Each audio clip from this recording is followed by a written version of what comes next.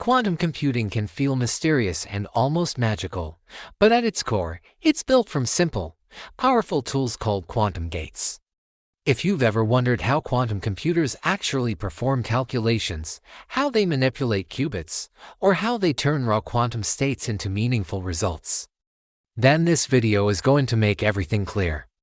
Today, you will understand what quantum gates are, how they work, and why they are the true engines driving the future of computation.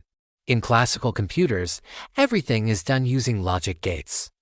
You've got AND gates, OR gates, NOT gates, XOR gates, and many more.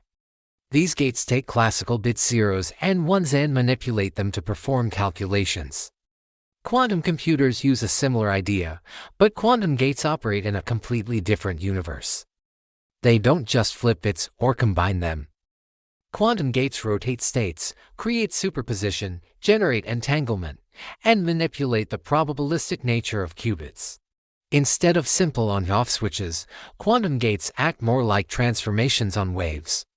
They push, twist, rotate, or mix the quantum states so that the qubits evolve into new forms that help solve complex problems. To understand this deeply, let's start by imagining a qubit as a sphere, something called the Bloch sphere. A classical bit can only sit at the North Pole or the South Pole, 0 or 1. But a qubit can be anywhere on the surface of the sphere. Quantum gates are like hands that rotate the sphere, move the qubit to a new position, and completely change the mixture of probabilities inside the state. This rotation power is what separates quantum computing from everything we know. With just one gate, you can take a qubit from a definite state and turn it into a superposition of 0 and 1. One of the most important gates is the Hadamard gate. Think of it as the magic switch that turns a classical state into a quantum one. If you feed in a 0, the Hadamard gate turns it into an equal mix of 0 and 1. If you feed in a 1, it also creates a mixture, but with a different phase. This gate is the first step in almost every quantum algorithm, because it creates the parallel universe of possibilities that quantum computers use to explore many solutions at once. It's like taking a coin that was lying flat and giving it a perfect spin, making it enter a superposition where it's both heads and tails until observed. Another key gate is the Poly-X gate, which acts like a quantum NOT gate. If the qubit is 0, this gate flips it to 1. If it's 1, it flips to 0. But because of superposition, the Poly-X gate doesn't simply flip. It rotates the qubit's stator on the Bloch sphere, transforming even mixed states in elegant and predictable ways. It can rotate probability amplitudes, something classical bits can never do.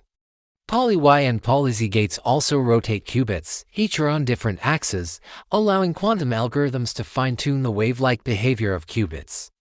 Then there's the phase gate, which doesn't change whether the qubit is 0 or 1 but changes the phase, the angle of the wave. This may sound subtle, but phase is everything in quantum computing. It is what lets quantum computers amplify the correct answers and cancel out the wrong ones. Classical computing cannot do anything like this. Changing the phase is like adjusting the timing of two sound waves. When the timing is right, they reinforce each other. When the timing is wrong, they cancel each other out. Quantum gates use this interference effect to guide the computation toward the correct solution. Phase-shifting gates are essential for algorithms like Grover's search and Shor's algorithm.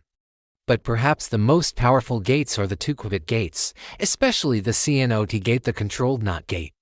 This gate is at the heart of quantum entanglement. It takes two qubits, a control qubit and a target qubit. If the control qubit is 0, nothing happens. If the control qubit is 1, the CNOT gate flips the target qubit.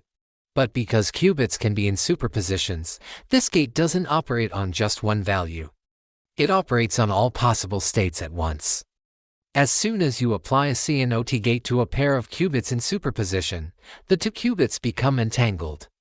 Their states become linked, no matter how far apart they are.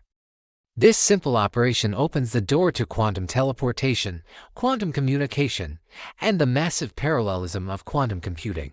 Quantum gates are reversible, which is another major difference between classical and quantum systems. In classical computing, some operations destroy information. In quantum computing, every operation must be reversible and must preserve the overall probability of the system. This allows quantum states to evolve smoothly and predictably. Quantum gates are represented as matrices, mathematical objects that describe how the inputs transform into outputs. When you multiply these matrices, you combine operations. When you multiply them again and again, you build quantum circuits that perform sophisticated algorithms. This is the quantum version of writing programs. To make this more real, imagine building a quantum circuit to search for a single correct answer out of millions of possibilities. A classical computer must check each one individually.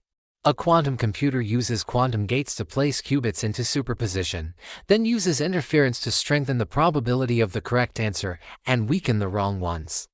At the end, measuring the qubits gives the most likely solution.